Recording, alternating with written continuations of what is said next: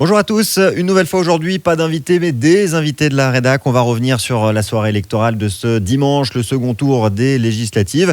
Pas de grosses surprises, on reste avec les mêmes députés en Savoie et en Haute-Savoie. Tous les sortants ont été réélus ce dimanche soir, à commencer par Antoine Armand. C'était le député sortant issu de l'ex-majorité et désormais Ensemble. Antoine Armand qui veut tout de même entendre la colère qui a été exprimée lors de cette campagne et sur ces 3 dernières semaines. Écoutez donc le député d'Annecy 2, Antoine Armand. Il faudra entendre plus que jamais la colère, l'indignation qui s'est exprimée à l'égard du besoin d'autorité, du besoin de respect, du besoin de sécurité, du besoin de maîtrise des flux migratoires, mais aussi du besoin de justice sociale, d'une meilleure rémunération du travail pour nos agents de première ligne, comme les soignants, comme les professeurs, comme les policiers. Et ça doit être tout en haut de notre agenda des toutes prochaines semaines. En tout cas, ce sera en tête de mon agenda. Le travail va changer aussi au niveau national, puisque la majorité ne sera plus la même.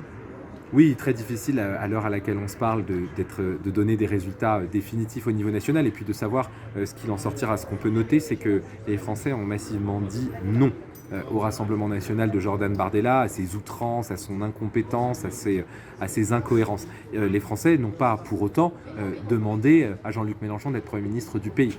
Donc il appartiendra aux modérés, aux humanistes de travailler ensemble et de voir quel peut être l'avenir politique de notre pays. Autre députée largement réélue ce dimanche soir, Véronique Rioton, toujours sur Annecy, mais cette fois sur la circonscription 1, Annecy 1. Véronique Rioton, qui elle aussi veut entendre la colère et qui aura une fin de mandat forcément un peu différente. Écoutez Véronique Rioton. J'ai envie de dire peut-être deux choses que j'ai retenues de ce temps de campagne. La première, c'est évidemment la nécessité de faire la loi par coalition et d'intégrer beaucoup plus une dimension, un peu comme nos voisins suisses ou allemands savent le faire, un travail par coalition, un travail de coopération sur un arc républicain allant du centre-gauche jusqu'aux républicains. Et puis j'ai envie de décrire également cette montée des électeurs qui vont chercher des réponses aux extrêmes et si on peut partager une forme de diagnostic partagé lié au questionnement du pouvoir d'achat, de la sécurité, de la question du laxisme, ce que j'ai beaucoup entendu. Je pense que les réponses des extrêmes ne sont pas là, mais qu'on a une responsabilité collective, à la fois dans nos mairies, dans nos entreprises, à répondre à ces peurs et à ces colères, et que ceci se fait à la fois dans une dynamique de politique nationale et en même temps au plus proche du terrain. C'est ce que je m'engage à faire évidemment dès mon élection. Parmi les circonscriptions où le vote a été le plus serré, la 3e circonscription de Haute-Savoie, celle du Faucigny, qui englobe notamment La Roche, Régnier, Bonneville, Saint-Joire et Cruseille. Antoine Valentin, le maire de Saint-Joire, est arrivé 2e. Il n'est donc pas élu. Il dénonce, lui, les alliances politiques et y croit pour la suite. Écoutez-le. Je crois que les Français ont placé majoritairement au premier tour des candidats de la droite, du rassemblement de la droite, et aujourd'hui ils se retrouvent avec une majorité parlementaire portée par l'extrême gauche et le Parti socialiste, et par un certain nombre de députés LR qui ont été élus grâce au désistement de la gauche et du Parti macroniste, et que je ne suis pas certain que ces gens qui ont pu momentanément trouver un ennemi commun, qui était nos candidatures, arrivent à s'entendre un peu plus longtemps qu'une semaine ou deux. Et donc cette majorité, elle commence déjà à ressembler à un radeau de la Méduse.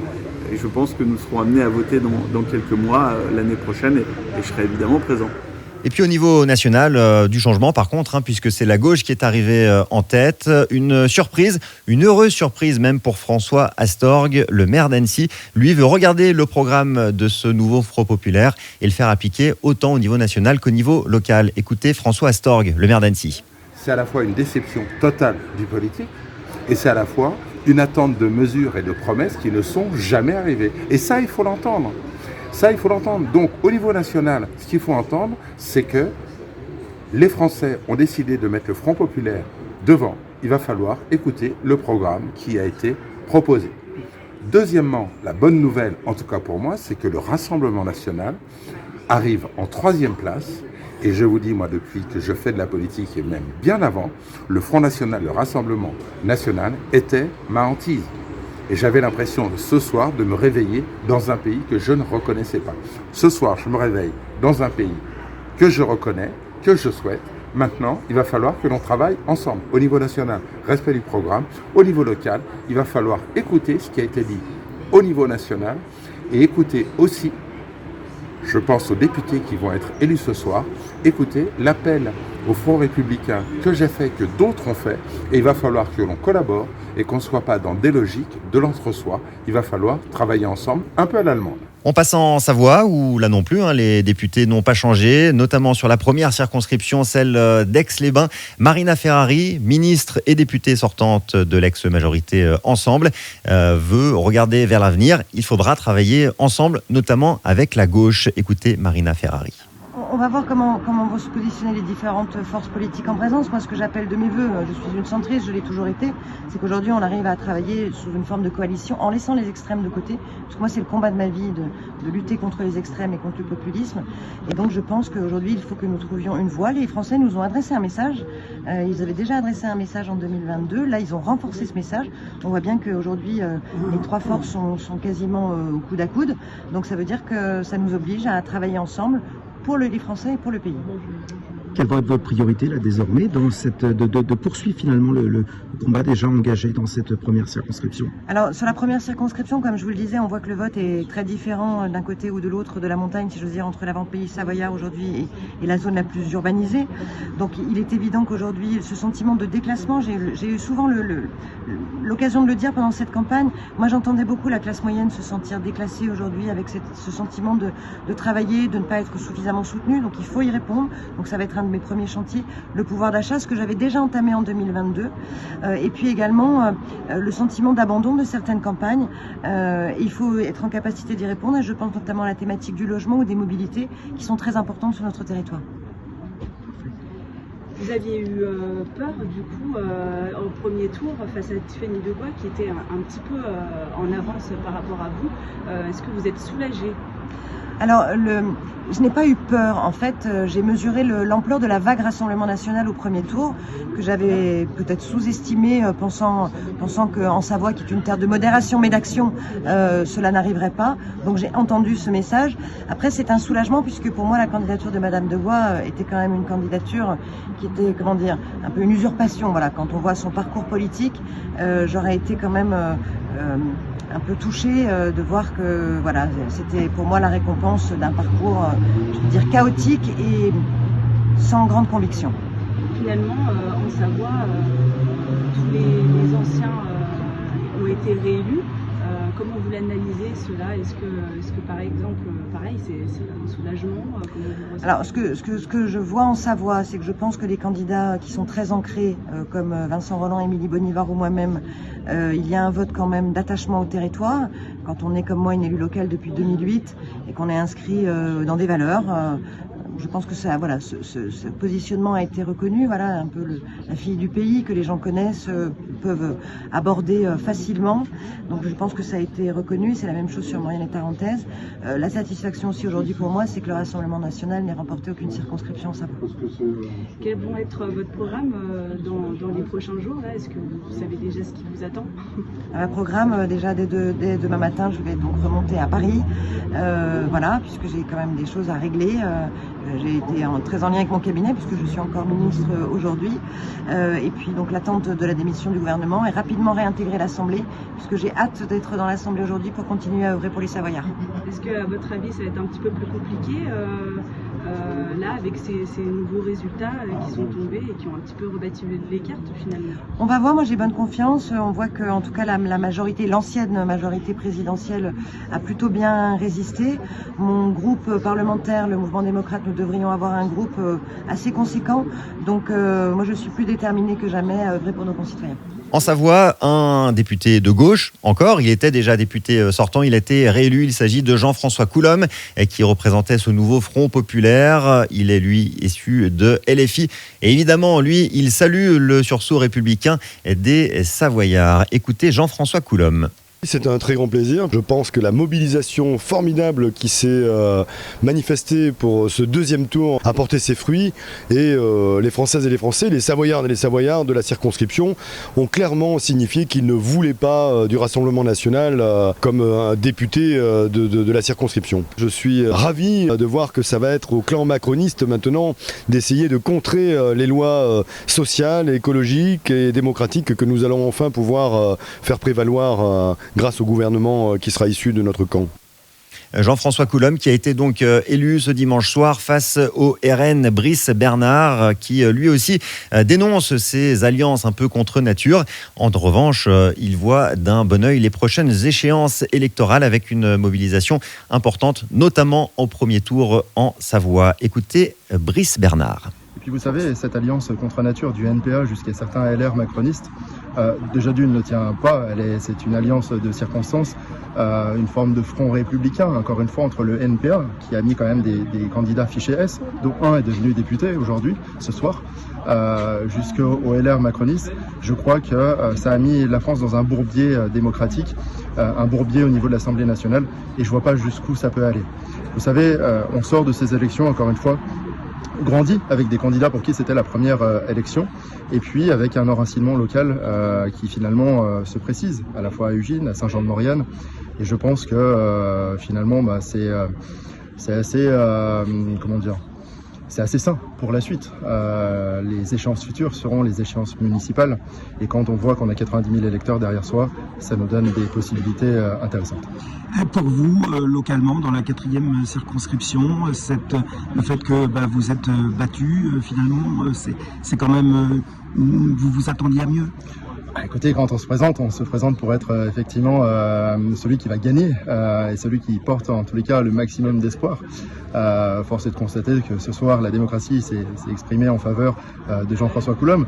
Je le déplore un petit peu parce que beaucoup de maires, beaucoup d'élus locaux m'ont dit pour la première fois le revoir pendant ces élections après 2 ans de mandature. C'est un peu dommage, je pense que et je le souhaite d'être beaucoup plus sur le terrain en tous les cas, chose qui je pense a énormément manqué depuis ces 2 dernières années. Maintenant, nous allons continuer notre travail. Je suis conseiller régional, je continuerai effectivement mon enracinement local et nous porterons nos valeurs, nous porterons nos idées sur des communes. Et en tous les cas, je le souhaite sur les grandes communes de la Savoie. Quel bilan là vous faites justement de vos candidats dans les 4 circonscriptions de Savoie qui finalement sont battus ? Écoutez, nous discuterons avec Tiffany pour voir si elle continue son travail à nos côtés. Et puis concernant Marie, je vois une progression à Saint-Jean-de-Maurienne. Concernant Pauline, je vois une progression sur Ugine. Donc j'ai toute confiance en elle. Marie a fait une très belle campagne qui s'est malheureusement terminée un petit peu brutalement. Pour Pauline, c'était sa première campagne. Elle a fait une très très bonne campagne de terrain. Et puis pour moi, je continue le combat aussi bien en tant que délégué départemental de la Savoie pour le RN, et puis en tant que candidat local, je pense, dans une grande commune de la Savoie. Comment ça va se passer pour vous, pour le Rassemblement national, désormais, donc dans cette nouvelle assemblée? Ça va être localement, notamment, ça va être difficile pour vous, plus difficile de pouvoir réellement imposer vos lois? Non, écoutez, on avait 89 députés, enfin 88 par la suite. Aujourd'hui, on double le nombre de députés, donc je crois qu'on va encore une fois défendre nos idées, premièrement, et puis montrer aux Français qu'avec nous, l'Assemblée n'est pas un cirque. Je pense aujourd'hui qu'avec l'ensemble des élus de la France Insoumise, du NPA et d'autres, on verra très bien à l'Assemblée qui, justement, bordélise l'Assemblée nationale et qui propose des vraies idées, des vraies alternatives aux Français. Et vous savez, tout ça finalement est plutôt sain pour 2027. Un petit mot simplement sur donc Marie Dauchy, qui est battue ce soir et qui a dû interrompre sa campagne après avoir été victime d'une agression la semaine dernière. Comment va-t-elle ? Écoutez, elle se repose aujourd'hui, elle n'est pas allée voter. Elle a fait une procuration de dernière minute, compte tenu de son état. Pour le moment, elle se repose. Elle n'a pas elle fait en sorte de ne pas avoir de contraintes ou de pression inutiles. Je lui souhaite du courage par rapport à ce qu'elle traverse aujourd'hui. Et puis voilà, mais elle reviendra sur le terrain. Je remercie d'ailleurs les nombreux soutiens qu'on a eus, pas que de nos familles politiques, d'ailleurs, je tiens à le souligner. Et je crois qu'elle reviendra plus forte de ce qui s'est passé. Oui, ça ne remet pas en cause sa vie politique, notamment sa vie donc directement en tant que députée européenne. Pas du tout. Effectivement, elle repartira à Bruxelles et à Strasbourg pour défendre les dossiers locaux, pour défendre les Savoyards sur cet échelon.